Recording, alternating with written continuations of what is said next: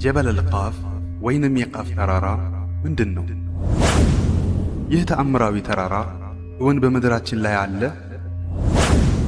ይህ ግዙፍ ተራራ ምድርን እንደ ቀለበት ከከበባት ከተራራው ባሻገር ምን አለ? ታላላቅ የኢስላም ልሂቃን ስለዚህ ግዙፍ ተራራ ምን ብለዋል? ጅብሪል ዓለይሂ ሰላም ይህን ተራራ ለመጀመሪያ ጊዜ ሲመለከት ለምን አለቀሰ? ይህ ተራራ ምድርን የከበባት ከሆነ ታዲያ ለምን በዘመናዊ የዓለም ካርታ ውስጥ አልተካተተም? ጀበል አልቃፍ አልያም የቃፍ ተራራ የሰማይን መልክ እውን ቀይሮታልን? ይህ ተራራስ እውን በምድራችን ይገኛል ወይንስ የጥንት ሰዎች የምናብ ውጤት ነው? ይህን መሰናዶ ለማዘጋጀት ውድ ጊዜና ጉልበት ስለባከነበት መሰናዶውን መመልከት ስትጀምሩ ላይክ በማድረግ እንድትጀምሩ በአክብሮት እጠይቃለሁ። እዚያ በዓለም ጫፍ ላይ ሰው ልጅ ሊደርስባቸው በማይችላቸው ድንበሮች ውስጥ ወፎች እንኳ ሊጠጉት በማይደፍሩት ስፍራ የጥንት ሰዎች ስለ አንድ አስደናቂ ተራራ ይናገሩ ነበር። የጣት ቀለበት ጣትን እንደሚከብ ሁሉ ይህም ተራራ ዓለምን ዙሪያ ገባውን ከቧል። ስሙንም የቃፍ ተራራ አልያም ጀበል አልቃፍ ይሉታል። ይህ ተራራ እንደ ተቀሩት ተራሮች ከአፈርና ከዓለት የተሠራ እንዳይደለ ይነገርለታል። ይልቁንም ከአረንጓዴ የከበረ ድንጋይ የተፈጠረ ነው ተብሎም ይታመናል። አንዳንዶች ይህ ተራራ ብርሃኑ ወደ ሰማይ ያንጸባርቃል፣ ሰማይም ሰማያዊ ቀለሙን የሚቀበለው ከዚሁ ተራራ ነጸብራቅ ነው ብለው ያምናሉ። ይህ ተራራ በቀደመው ዘመን የጥንት ሕዝቦች በምናባቸው የሳሉት፣ የትረካ አዋቂዎች በየመጽሐፎቻቸው የከተቡት፣ ጥንታዊ የመልክዓ ምድር ተመራማሪዎች ደግሞ ያስተላለፉት፣ በኋላ ላይ ግን ወሬው እየጠፋ ሄዶ ካለፉት ዘመናት ምስጢራት አንዱ የሆነ ትንግርታዊ ተራራ ነው። ነገር ግን ይህ ተራራ የሆነ ወቅት ላይ እውነት ነበርን? ወይስ ከጥንት ሰዎች አፈ ታሪኮች አንዱ ነው? ወይንስ ከጀርባው ሰዎች እንዲያውቁት ያልተፈለገ ሌላ ምስጢር አለ? ወደ ታሪኩ ጥልቀት ከመግባታችን በፊት ታሪክን የኋሊት መመለስ ይኖርብናል። ምድሪቱ ይህች ምድር ወዳልነበረችበት፣ ሰዎቹም እንደ ዛሬዎቹ አይነት ሰዎች ወዳልነበሩበት ዘመን፣ አፈታሪኮች ከሳይንስ ይልቅ ጉልበት ወደ ነበሩበት ዘመን፣ አፈታሪኮች ልክ እንደ ከተሞች ይገነቡ ወደ ነበረበት ዘመን። በዚያ ዘመን ዓለም ለሰው ልጅ አንድ ሰፊ ክበብ ነበረች። ባህሮች ከሁሉም አቅጣጫ የከበቧት፣ በሩቅ ጫፍ በዚያ በማይታየው አድማስ አንድ ግዙፍ ተራራ አለ ተብሎ ይነገርለት ነበር። ርዝመቱ አይለካም፣ ጫፉም አይታወቅም። ይህ ዓለምን የከበባት ተራራ የእውኑ ዓለም ማብቂያ ድንበር ነው ተብሎም ይታመን ነበር። ታላቁ ሊቅ አቡ ሸይኽ አልአስቢሃኒ አልዓዘማ በተሰኘው ኪታባቸው ኢብኑ ዓባስን ዋቢ አድርገው ስለ ጀበል አልቃፍ የሚከተለውን ጽፈዋል። አሸናፊና የላቀው አላህ ከያቁት የሆነን ተራራ ምድር ላይ አበቀለ። ይህ ተራራ ሰባቱንም ምድሮች በዙሪያቸው ከበበ። የተራራው አፈጣጠር በውበቱ በአረንጓዴነቱና በጥራቱ ልክ እንደ ከበረ ድንጋይ ነበር። በዚያ ተራራ ውስጥ ሰባቱ ምድሮች ሲታዩ ልክ በጣት ላይ እንዳለ ቀለበት ናቸው። ይህ ተራራ በአላህ ፈቃድ በጠፈር ላይ ከፍ ብሎ ወጣ። በሱና በሰማይ መካከል 80 ፈርሰኽ ብቻ እስኪቀር ድረስ ተራራው ረጅም ነው። በሰማይና በምድር መካከል ያለው ርቀት ደግሞ ለፈጣን ፈረሰኛ የ500 ዓመት መንገድ ነው። ከዚያም አሸናፊና የላቀው አላህ በምድር ገጽ ላይ በየብስና በባህር ውስጥ የምናያቸውን እነዚህን ተራሮች ከዚያ ዋና ተራራ ላይ አበቀላቸው።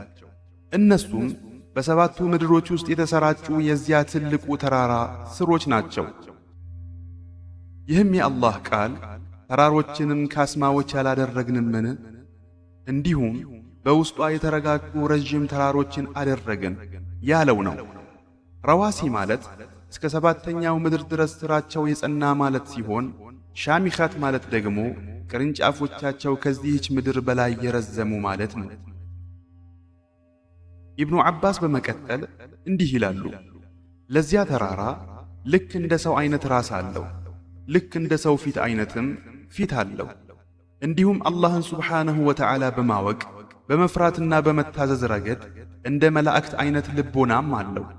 አላሁ ሱብሓነሁ ወተዓላ ቃፍ ወልቁርአኒል መጂድ ያለው ይህንን ነው።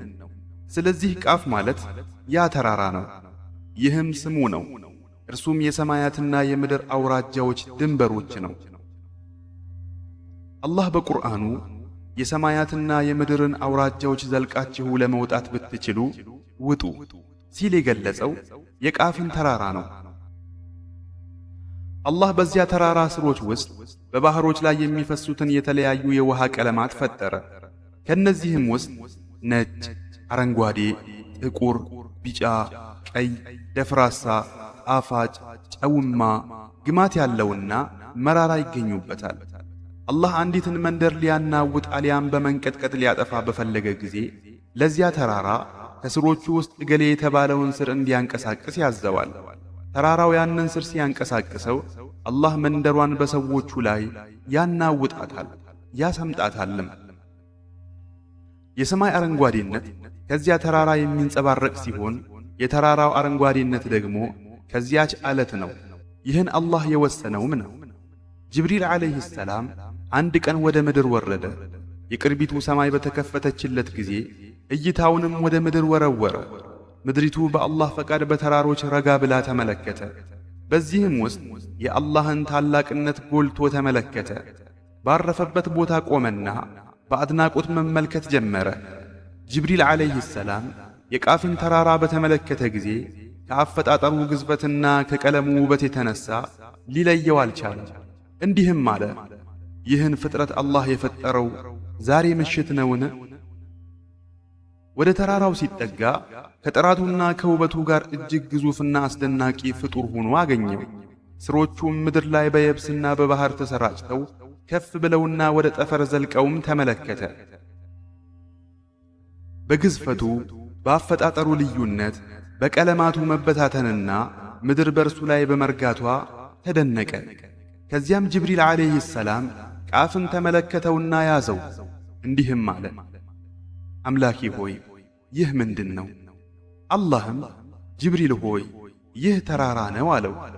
ጅብሪልም ዓለይሂ ሰላም አምላኬ ሆይ ተራራ ምንድን ነው አለው። አላህም ድንጋይ ነው አለው።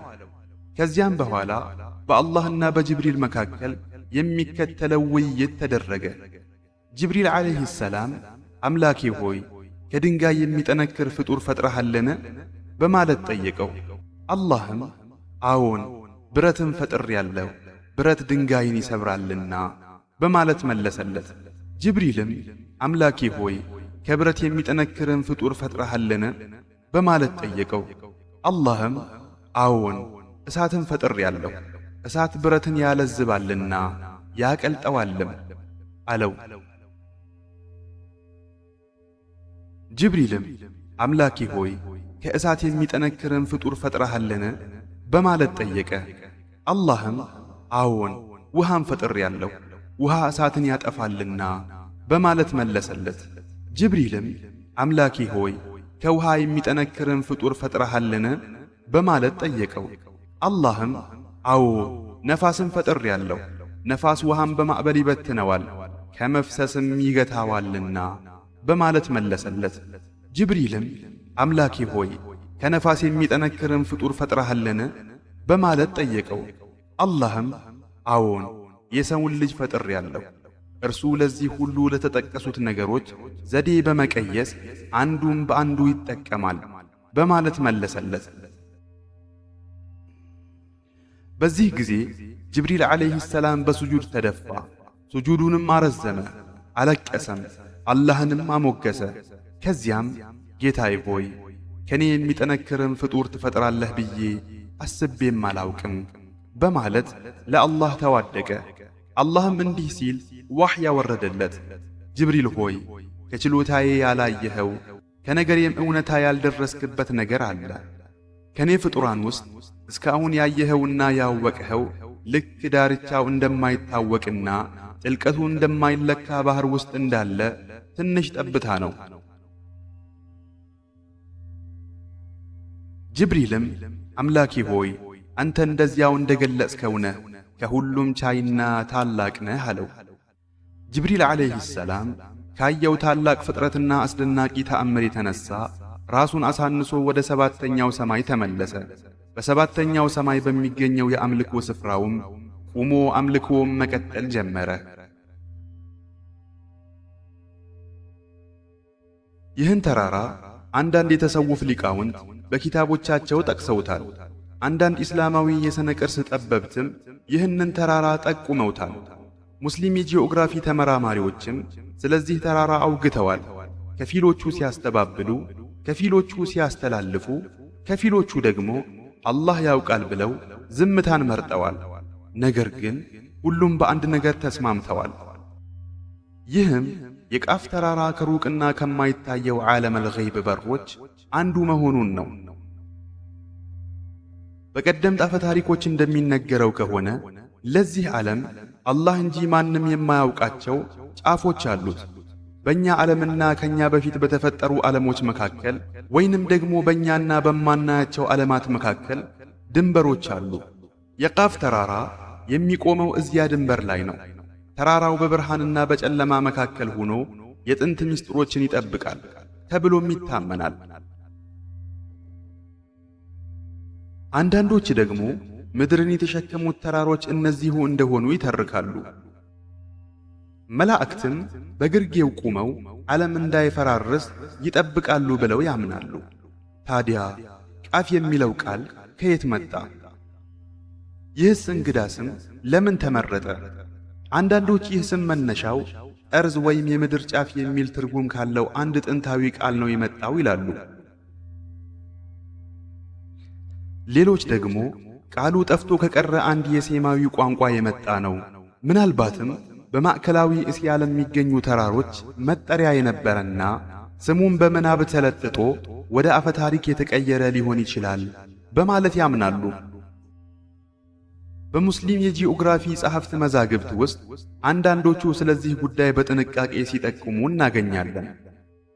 በአፈ ታሪኮች መዛግብት ውስጥ ከጨለማው ባህር በስተጀርባ ቃፍ የሚባል ታላቅ ተራራ እንዳለ አውስተዋል። ነገር ግን ይህንም በመዛግብቶቻቸው ያወሱት ጥንታዊ እስላማዊ የመልክዓ ምድር አጥኚዎች በእርግጠኝነት ስለዚህ ተራራ ድምዳሜ አልሰጡም። እውነት ነውም አላሉም። ሙሉ በሙሉ ውሸት ነው ብለውም አላስተባበሉም። ስለ ቃፍ ተራራ ከተባሉት ሁሉ እጅግ ውቡ ንግግር ምናልባትም የቃፍ ተራራ ከቅርቢቱ ዓለም የሚገኝ መለኮታዊ ምስጢር ነው የሚለው ሊሆን ይችላል። ይህ ተራራ የእውቀት ምስጢር ነው። ሳይንስ የቱንም ያህል ቢመጥቅ ከመጋረጃው በስተጀርባ ለቀረው የሩቅ ዓለም ታላቅ ምስጢር ነው። ሆኖም ትክክለኛው ጥያቄ የሚጀምረው አሁን ነው። የቃፍ ተራራ በኢስላማዊ አፈ ታሪክ ውስጥ በርግጥም አለን? የተፍሲር መጻሕፍት ጠቅሰውታልን? በነቢያት ታሪኮች ውስጥስ ቦታ ነበረውን? ወይንስ ይህ ሁሉ የፋርስ አፈ ታሪኮች ከህንድ አፈ ታሪኮች ጋር ተደባልቀው በዙሪያቸው የተሸመኑ ረዣዥም ድርሳናት ናቸው? የምንመለከተው ይሆናል። ለመሆኑ ጀበል ቃፍ አልያም የቃፍ ተራራ በኢስላማዊ ተውፊት ውስጥ ተጠቅሷልን? ወይስ ከሌሎች ህዝቦች አፈ ታሪኮች ሾልኮ ወደ ታሪካችን የገባ የታሪክ ጥላ ብቻ ነው? ቀደምት እስላማዊ የአፈ ታሪክ ኪታቦችን ስንገልጽ አንድ ትኩረት የሚስብ ነገር እናገኛለን። ተበታትኖ የሚገኝ ድብቅ ምስጢራዊ መረጃ ተሰድሮ እናገኛለን። በአንዳንድ የተፍሲር ኪታቦች ላይ በተለይም በእስራኤልያት ዘገባዎች ላይ ከእስልምና በፊት ከነበሩ አህለል ኪታቦች የተወሩ የቆዩ ታሪኮችን ወይም ከዚያ በኋላ ከመጡ ተረክ አቅራቢያዎች የተወሰዱ ምንጮችን እናገኛለን። ምንጮቹ ምድር በአንድ ታላቅ ተራራ ተከባለች፣ ከብርሃን የተሰራ ተራራ ወይም ከኢመራልድ የሆነ ስሙም ቃፍ ተራራ ነው በማለት ያትታሉ። ነገር ግን ታላላቅና ተአማኒነት ያላቸው ዑለማዎች ኢብኑ ከሲር፣ ጠበሪና ቁርጡቢ እነዚህን ዘገባዎች በእርግጠኝነት አልተቀበሏቸውም። ይልቁኑ በዚህ ተራራ ጉዳይ ከመደምደም የሚታቀቡ ነበር። እነዚህ መረጃዎች የማይታመኑና እምነት የማይገነባባቸው ወሬዎች መሆናቸውን ወደ መግለጽም የቀረቡ ነበሩ። ያም ሆኖ ግን የዚህ ተራራ ታሪኩ አልጠፋም። ልክ ከአንድ ስልጣኔ ወደ ሌላ ስልጣኔ እንደሚሸጋገር የጥንት አፈ ታሪክ ቅሪት በኪታቦች ውስጥ ብልጭ ማለቱ አልቀረም። አንዳንድ የጂኦግራፊ ሰዎችም ስለዚህ ተአምራዊ ተራራ ጽፈዋል። ነገር ግን የጻፉት ልክ በዓይናቸው እንዳዩት ሳይሆን እንዲህ ተብሎ ተወራ በሚል ስሜት ነበር። ነገር ግን የዚህን ተራራ ጉዳይ ዑለማዎች ውድቅ ያደረጉት ሆኖ ሳለ፣ ዘገባዎቹም ደካማ ሆነው ሳለ የጀበል ቃፍ አፈታሪክ እንዴት እስካሁን በሰው ልጆች አፈታሪክ ውስጥ ሊቆይ ቻለ? መልሱም ቀላል ነው። ምክንያቱም ጀበል ቃፍ ተራራ ብቻ ሳይሆን የዓለማችን ታላቅ ምስጢርም ነው። ለዚህም ነው በተሰውፍ ድርሳናት ውስጥ ይህንን ተራራ በስፋት የምናገኘው። እነዚያ ከስጋዊ ድንበር ስለሚሻገሩ መንፈሳዊ ጉዞዎች በሚያወሩት ዘንድ የዚህ ተራራ ጉዳይ በስፋት ይወሳል። አንዳንዶቹ ቃፍ ቁሳዊ ተራራ አይደለም፣ ይልቁንም የነፍስና የህልውና ድንበር ምስጢር ነው ብለው ያምናሉ። አንዳንድ የተሰውፍ ዓለም ጸሐፍት ስለዚህ ተራራ ሲያወሱ ቃፍ ተራራ ያች የነፍስ ጉዞ የሚጀመርባት እናም ስጋዊ ዕውቀት ደግሞ የሚያበቃባት ምስጢራዊ ነጥብ ናት በማለት ጽፈዋል። ይህች አረፍተ ነገር ብቻዋን ስለ ቃፍ ተራራ የሚወራውን ወሬ በምድር ጥግ ስላለው ዓለት የሚወራው እንዳልሆነ ለመረዳት በቂ መረጃ ናት። በተሰውፍ መንደር ቃፍ ተራራ ሲወሳ ወሬው ስለ ሌላ ነገር ነው፣ ጥልቅ ስለሆነ መንፈሳዊ ርቀት። የቃፍ ተራራ በጥንታዊው እስላማዊ ስነ ጽሑፍ ውስጥም ቢሆን ከተሰውፍ አውድ ለየት ባለ መልኩ ቁሳዊ ተራራ ተደርጎ ተሰድሮ ይገኛል። በአንዳንድ ዓጃኢብ ወልገራኢብ ኪታቦች ውስጥ ለምሳሌ በቀዝዊኒ ዓጃኢቡል መኽሉቃት ወገራኢቡል መውጁዳት ኪታብ ላይ ጸሐፊው ምድርን የከበበ ታላቅ ተራራ እንዳለ ይገልጻሉ። ተራራውን ከኢመራልድ እንደሆነና የሰማዩ ሰማያዊ ቀለምም የዚያ ተራራ ቀለም ነጸብራቅ እንደሆነም ይናገራሉ። ቀዝዊኒ እነዚህን ዘገባዎች ያሰፈሩት እንደ ተራ ወሬዎች እንጂ እውነተኝነታቸውን አረጋግጠው አልነበረም። ነገር ግን ከድርሳናቸው ውስጥ ሰድረውታል። እንዲሁም አልመስዑዲ ሙሩጁ ዘሀብ በተሰኘው ኪታባቸው ላይ እርሳቸውም ከፋርስና ከህንድ የመጡ አንዳንድ ትውፊቶች ስለ ምድር ዳርቻዎች ማውራታቸውንና ዓለምን የከበቡ ተራራዎች መኖራቸውን በኪታባቸው አስፍረዋል። ፋርሶች ወይንም ፐርሺያውያን ከእስልምና በፊት ሐራ በርዘይቲ ስለሚባል ተራራ አውርተዋል። ምድርን የከበበ ረጅም ተራራ እንዳለና ይህ ተራራም ከቃፍ ተራራ ታሪክ ጋር በሚያስደንቅ ሁኔታ ይመሳሰላል። ወደ ህንድ ስልጣኔ ስንመጣ በእነርሱም ዘንድ ዓለምን የከበቡ አፈታሪካዊ ተራራዎች አሉ። ከነዚህም ውስጥ ማሃሜሩ የሚባለው ታላቅ ምናባዊ ተራራ ይገኝበታል። ወደ ሙስሊሙ ዓለም ልሂቃን ስንመለስም የአፈታሪክ ልሂቃኑ ምናልባት ስለ ቃፍ ተራራ ከነዚያ ህዝቦች ወስደው ሊሆን ይችላል። ምናልባትም የሰው ልጅ ምናብ ታሪኩን ዛሬ እንደምናውቀው አይነት ታሪክ እስኪሆን ድረስ ይበልጥ አቀጣጥሎት ሊሆንም ይችላል።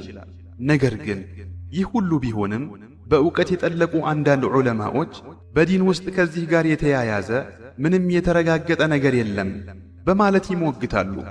የዚህ ተራራ ጉዳይ በዚህ ልክ መሠረተ ቢስና የቀደምት ህዝቦች አፈታሪክ ከሆነ ታዲያ እንቆቅልሹ ሺህ ዓመታትን ተሻግሮ እንዴት እስካሁን አልጠፋም?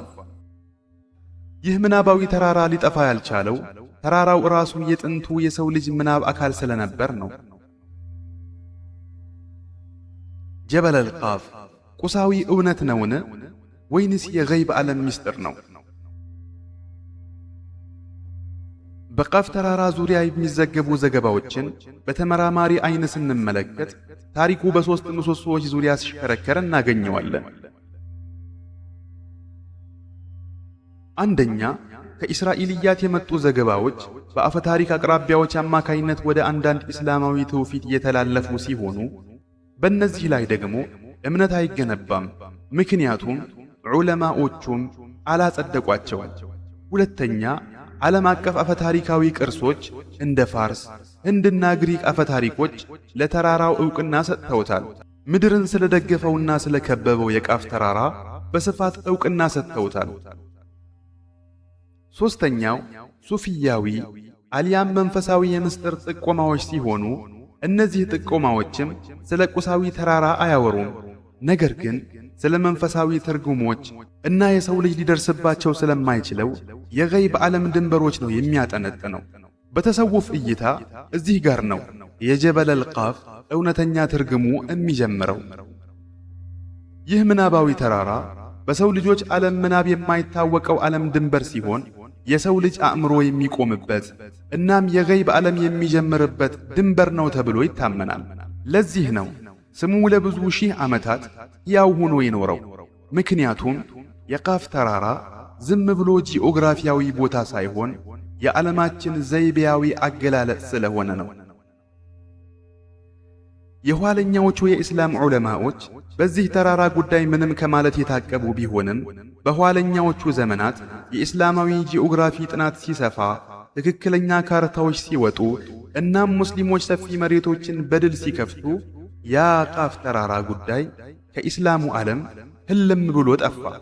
ምክንያቱም ይህን ተራራ በጉዟቸውም አላገኙትም፣ በምድር ዳርቻዎችም አላዩትም። ይህን ተራራ የሚመስል ነገርም አላጋጠማቸውም። ስለዚህም እንዲህ አሉ፣ እነዚህ የቃፍ ተራራ ትውፊቶች አፈታሪኮች ናቸው፣ መረጃ ሊሆኑም አይችሉም። ነገር ግን እንዲሁ ለወሬ ያህል ይወራሉ።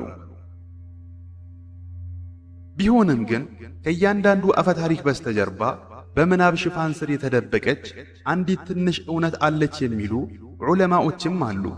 ምናልባት ይህች ተራራ በምስራቅ ጫፍ የምትገኝ እውነተኛ ተራራ ትሆን ይሆናል፣ ነገር ግን በጊዜ ሂደት የተጋነነች። ይህች ተራራ ወይም የፍልስፍና ሐሳብ መገለጫ ወይንም የግጥም እይታ ወይንም በአይን ለማይታየው የገይብ ዓለም ምስጢር ልትሆንም ትችላለች። እዚህ ጋር አንዳንድ አስደናቂ እውነት ብቅ ይላል። ጀበል ቃፍ ስለ ድሮ ጊዜ ብቻ የሚያወራ ታሪክ አይደለም። ጀበለል ቃፍ ስለ ድሮ ዘመን ብቻ የሚያወራ ታሪክ አይደለም። ታሪኩ ስለ ራሱ የሰው ልጅ ነው። ስለ ዕውቀቱ ድንበር፣ ስለ ድፍረቱ፣ ስለ ፍርሃቱ እና ስለማያውቀው ነገር ስላለው ጉጉት የሚያወጋ ታላቅ ምስጢር ነው። ነገር ግን የቃፍ ተራራ እኛ ከምናስበው በላይ ጥልቅ መሠረት ቢኖረውስ? ዝም ብሎ አፈ ታሪክ ብቻ ባይሆንስ? ለዚያ ተራራስ ሳይንሳዊ ማብራሪያ ይኖረው ይሆን?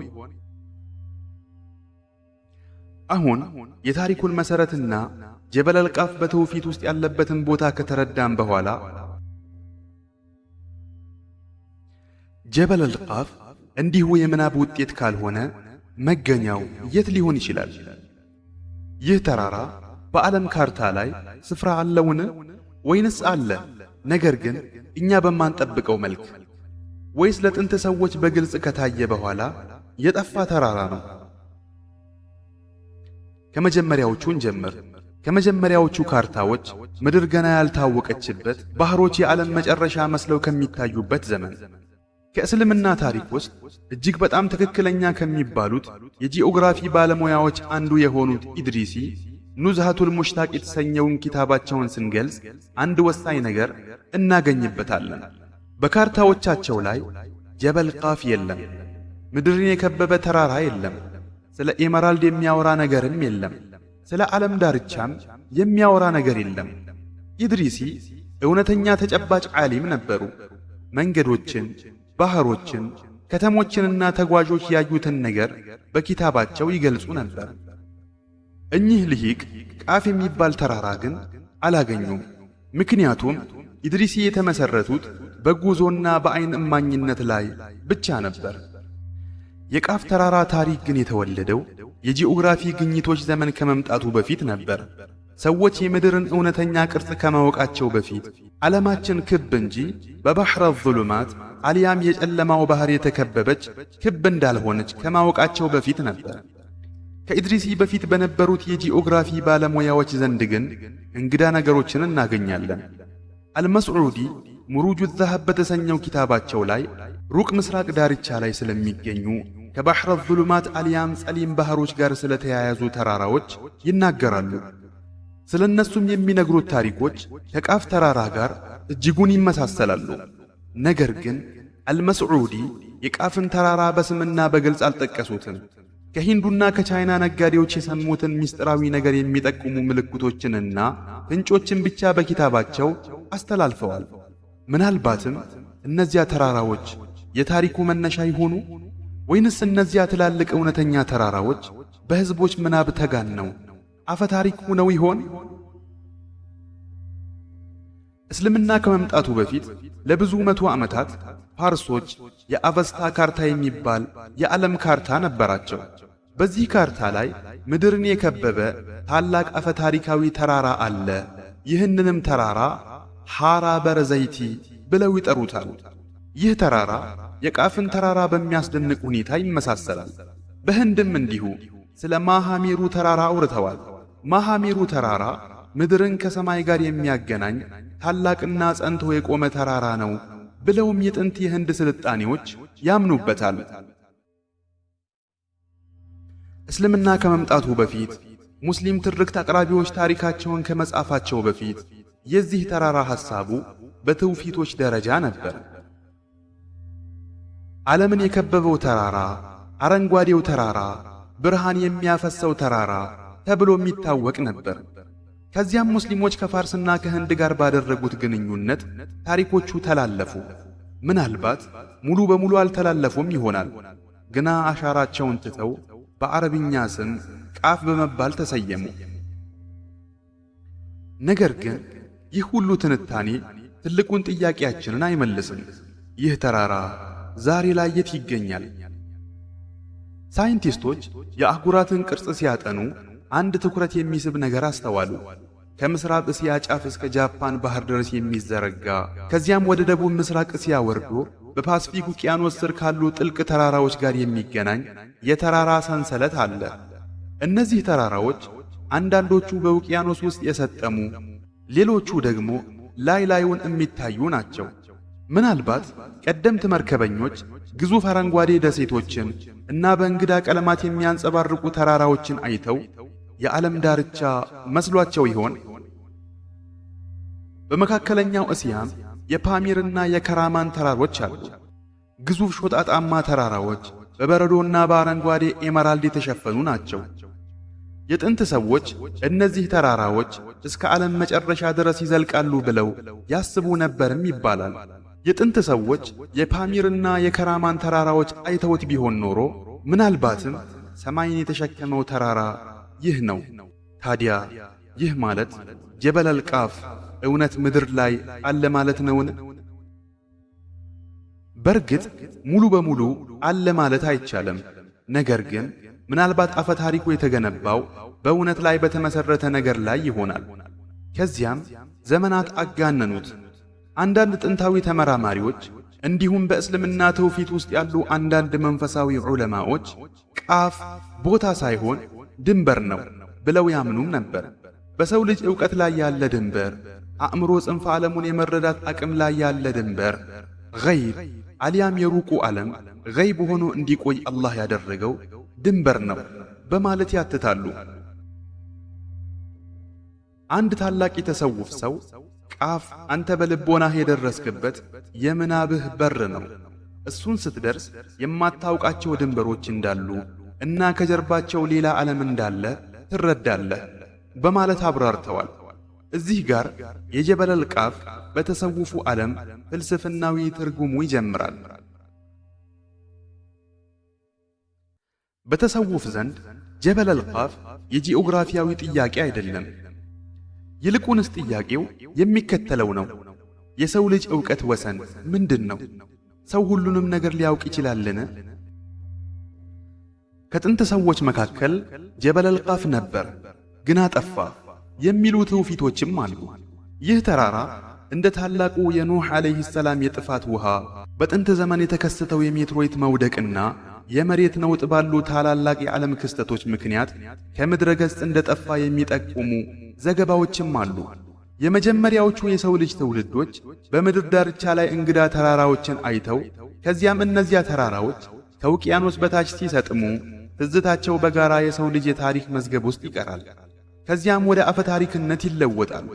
ሳይንቲስቶች በቅርቡ በፓስፊክ ውቅያኖስ ስር ሙሉ በሙሉ የሰመጡ ተራራዎችን አግኝተዋል። አንዳንዶቹ ተራራዎች ከውቅያኖሱ ወደ ላይ ቢወጡ ከሂማሊያ ተራራዎች ሳይቀሩ ከፍ ያሉ ናቸው። ታዲያ እኚህ ከውቅያኖሶች ስር የሚገኙ ተራራዎችን የቃፍ ተራራ ናቸው ልንል እንችላለን? ማንም ይህንን በእርግጠኝነት መናገር አይችልም። ግና ግዙፍ የሰመጡ ተራራዎች መኖራቸው አፈታሪኩን ከምናስበው በላይ እውነታ ያለው ያደርገዋል። ይህ ሁሉ ትንታኔ ወዴት ወሰደን? አሁንም ወዳልተመለሱ ጥልቅ ጥያቄዎች አምርቶናል። ጀበል ቃፍ እውነተኛ ቦታ ነውን? ወይስ አፈ ታሪክ? ወይስ ሚስጥር? ወይስ የሰመጡ አህጉራት ቅሪቶች?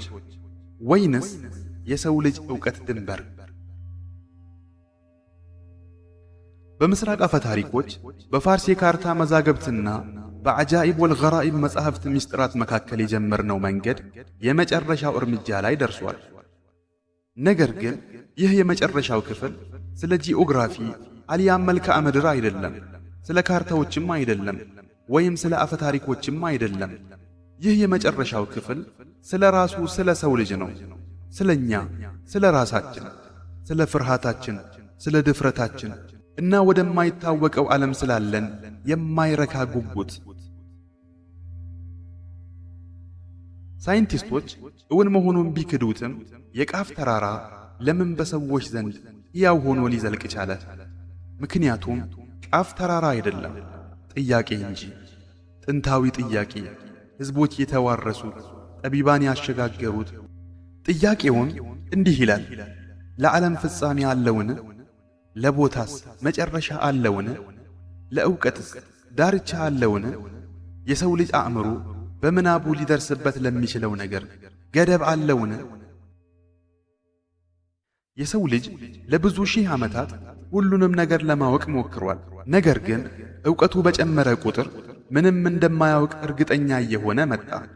እዚህ ጋር ነው እንግዲህ ቃፍ ብቅ ያለው። ተራራው ለሰው ልጆች እንዲህ የሚል ይመስላል: ሁሉ ነገር የሚታይ አይደለም፣ ሁሉም ነገር አይብራራም፣ ሁሉም ነገርም በእጅ አይጨበጥም። ይህ ማስታወሻ በዕውቀትና በጥበብ መካከል ርቀት እንዳለ፣ በአእምሮና በሩቁ በማይታየው ዓለም መካከል ወሰኑን ባወቀ ሰው እንጂ የማይሰበር ብርጭቆ የመሰለ ግልጽ ግድግዳ እንዳለ ታላቅ ማሳያ ነው። በዚህ ዓለም ውስጥ መንገዱ ሩቅ ስለሆነ ብቻ ሳይሆን አላህ ለሆነ ጥበብ ሲል የሸሸገው ልንደርስበት የማንችለው እንደ ቃፍ ተራራ ያለ ቦታ አለ ማለት ነው። በዚህ ዓለም ውስጥ መንገዱ ሩቅ ስለሆነ ሳይሆን አላህ ለሆነ ጥበብ ሲል የሸሸገው ልንደርስበት የማንችለው እንደ ቃፍ ተራራ ያለ ቦታ ስለመኖሩ ታላቅ ማሳያ ነው። የጥንት ሰዎች ስለ ቃፍ ያወሩት መልክዓ ምድራዊ ቦታን ሊነግሩን አልነበረም። ይልቁንስ ይህንን ሊሉን ነው: ሁሉም ነገር ለሰው ልጅ የተፈቀደ አይደለም። ዓለም ሰፊ ናት። ከፊሉ የሚታይ፣ ከፊሉ በሚስጥር የተጠበቀ ሩቅ ዓለም ነው። ከፊሉ ደግሞ በገጾች መካከል ያረፈ የድርሳናት ሚስጥር ነው። የቃፍ ተራራ ከነዚያ ምስጢራት አንዱ ነው። ቦታውን ማወቅ አይደለም ዋናው ቁም ነገር። ዋናው ነገር ልብህ ለምን ቦታውን ለማወቅ ፈለገ የሚለውን መረዳት ነው። ምክንያቱም በእያንዳንዳችን ውስጥ የራሳችን የሆነ የቃፍ ተራራ አለ። የፍርሃታችን ልክ፣ የሕልማችን ጣራ፣ የድፍረታችን መጠን፣ የእምነታችን ድንበር፣ ለመቅረብ የማንደፍራቸው በተቃራኒው ደግሞ ለመራቅ የማንደፍራቸው ነገሮች ልክና ድንበር አላቸው። ማንኛውም ሰው እንደ ቃፍ ያለ የራሱ ተራራ አለው።